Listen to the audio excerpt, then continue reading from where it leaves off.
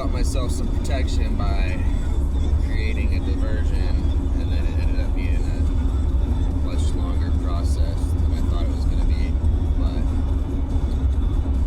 I'm going to try and do a really short version of that video. It's so hard because there's so many details, and I'm such a good spy that I'm usually 3 steps ahead. But I want to break down real quick why I went to Ukraine the first time, why I'm going back in a few months. I'm going to go back to Cali at some point and see my son for his birthday, Easter Sunday, hopefully too, before I fly out. Go through Nashville, spend a night or two in Music City, and then go to Austin, play music, hopefully on the stage, or at least busking or whatever. I've busked there before. I made like $30 in an hour. People appreciate, country music, whatever you call music. But my real goal and mission in life has been to fulfill my grandfather's demand, which was after September 11th, I joined the military, which I already thought about it many times. I was a punk rocker, sort of, but I was also like a jock too. I just bounced around. Athletics were my passion, and I put that aside to start a skateboard shop that's still open. Fucking shout out to Good Times.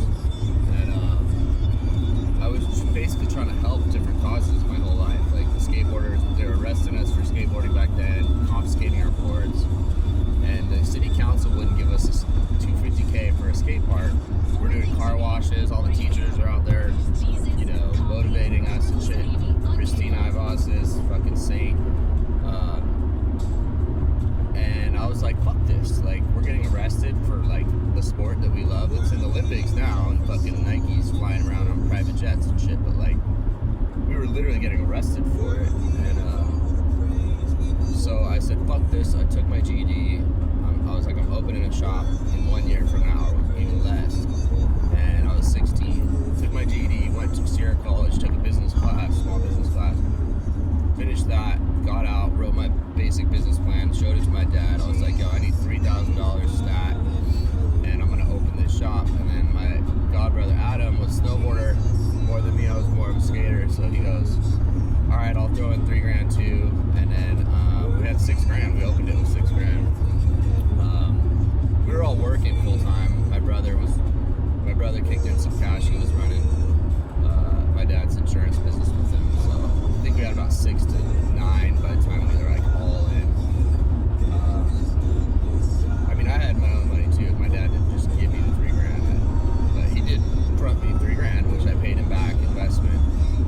And anyways, I wanted to start an army of skateboarders because we were going to get up against these fucking pigs that were pulling us over for nothing and fucking, hassling us for everything. These small town white boy cops that they didn't get laid in high school, so they're all, well, I'm gonna become a cop and I'm mad at all the cool guys or whatever. Football players that got laid from the cheerleaders and whatever. But mad props, they do stop domestic violence, they do first responder shit, There's this gray area where there's cool ones and not. And so yeah, every kid that walked in there, whether he had fucking $20 or $200, he was walking out with a skateboard. We started doing building our own ramps, doing our own contests. We'd fucking parade down the street, 200, we'd take over, after the contest, 200 of us ripping around town with city council members and mayors being like, man, we gotta give these kids a fucking park finally. So thank God the park's there, they're doing a new version of it. I bounced as soon as the park was built. I was like, I've done my duty here, went to SF. Anyways, I'm fucking jacked on coffee right now. I'm driving to Nashville, but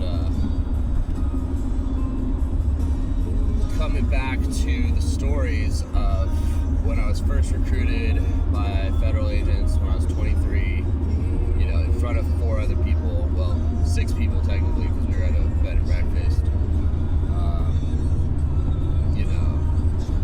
That was embarrassing for me because I was like, well, if you're gonna do it like that, I get that they wanted to see my reaction if I got paranoid or scared, whatever. I've never been paranoid in my life.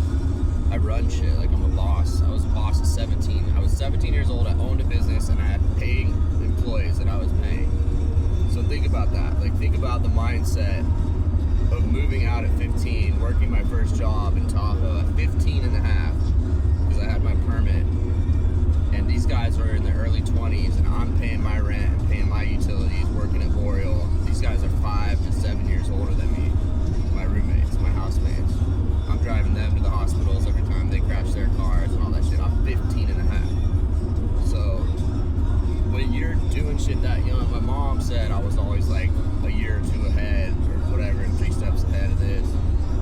And she put me into soccer when I was like 4 in like a 6-year-old league. And by the time I was like 8 or 9, I was, center forward, left wing.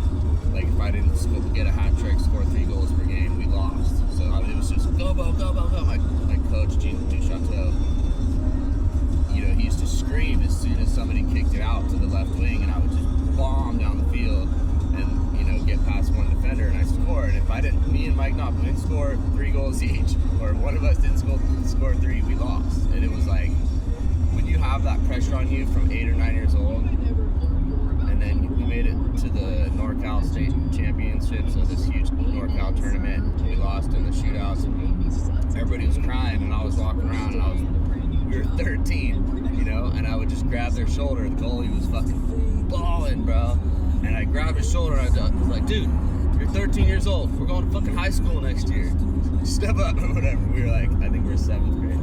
I was that guy. I had to be that guy my whole life. Every fucking bonfire party, I waited till the lights were out. I took people's keys. I threw them to sleep in their truck or whatever. I fucking waited till the fires were out. My whole fucking life. Like, literally from 11 years old, we were sneaking out fucking toilet paper in other people's houses. We were doing all the shit. I didn't plan it all out, but I made sure if we did anything like that, the plans were right. We'd sneak out a window. We were like 9. We were little ninjas, just hopping 7-foot fences and fucking meeting up with other kids down the block. And like, I don't know. The next generation's a little different. My son's 11, but he's already riding dirt bikes and shit. So he's already committed Air Force. What I'm trying to explain here is that when you're a natural protector, which is what my mom calls me, and a natural leader, I didn't choose to have to be the guy at that soccer tournament when everybody's crying, and went around and like give them a hug and fucking, let's get out of here, let's go grab our trophy. Our trophy was 3 feet tall. Like, we got 2nd place, like those guys went on to fucking D1 schools, professionals. Like, I could have been a professional soccer player, absolutely. It was my life dream from 8 years old, and I was gunning. And I got cut from the team at Oakmont in Roseville because my brother had been like smoking weed a lot and just gave up when he was going to varsity, and it was the same coach, and he cut me first cuts, and my fucking teammates were like, yo, he's our fucking starting center forward left wing for the last 7 years on these traveling teams. You cannot, they like campaign Mike Knopf and a couple other guys that are like, yeah, he's the guy, like, that we were gonna need. And he was like, nope, I know his brother. And it was the same thing with all my classes I walked into. They were like, Pollock? And I'd fucking, I'd be like, yeah, here. And then I'd see the English teacher and she'd go, fuck. And my brother is a super nice guy, but he was drinking beer and smoking weed at fucking whatever ages. And he made it through high school, He got like 3 point something, 3.5, but like they would, super smart. But he got away with a lot. He was good looking.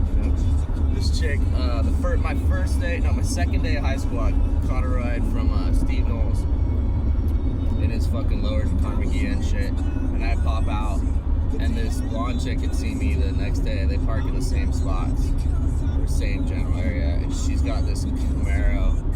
And she's like, what's up? And I was like, hey. She's like, you're Lee Pollock's younger brother, huh? And I was like, yeah. She was like a junior, I think, maybe a senior. She's like, come get in my car. And I was like, holy shit. And she was cute too. And I was like a virgin. I was 14 and a half or something. I think I lost my virginity right at freshman year, yeah. And I lost it before, I don't know, but I was like barely there. I think I lost it at 15 and a half. So she's like, I'm gonna go down on you, okay? And I was like, what? I was like, it was like right before school. She was hot too. I started rubbing her leg and kissing her and shit, but I was like, yo, like, there's people walking by. She didn't have tinted windows or nothing. I was like, this is fucking crazy. Like, the whole school is gonna know that I got a fucking blowjob from this chick my second day of school. And I'm Lee Pollock's younger brother, who's a legend, in a good way. A lot of people talk shit about me and him. Oh, they're alcoholics, they're this or that. That's because they have nothing to say about their own life. They're bored little motherfuckers in small towns. But they don't have a story where we left them in the cold. They don't have a story where we didn't bail them out of jail. They don't have a story where, you know what I mean? Like, they're jealous in a way, even though my brother's still in and out of rehabs. He's a good fucking guy. He was a good dad. This whole time, he stayed sober almost the whole time and raised his son as a full-time, hands-on dad. So anybody that's got shit to talk about me or my brother or any part of my family or anything I've ever done, say it to this face right here next time I'm in Nevada City, motherfuckers. Because you won't. Fucking the brats stole all my shit. They stole my fucking $7,000 fucking 1947 Plymouth, all my fucking record collection, all my sister's comic book collection that was fucking probably worth 20 grand now. They just stole all my shit. They made up something. Oh, what? It was in your basement or your garage for a few months, so now you can steal all my shit. I'm surprised they didn't take my fucking rifles and shit, snowboards, surfboards, whatever. You greedy little fucking brat cunts. Whatever. Sorry. Anyways, I don't give a fuck. I'm headed back overseas. I got fucking funding for my missions finally. I'm not even saying which one. Hopefully I'll be in Nigeria, but I'm going to help out with this other war situation with Iran that's going on right now. I want to wrap this up, but basically,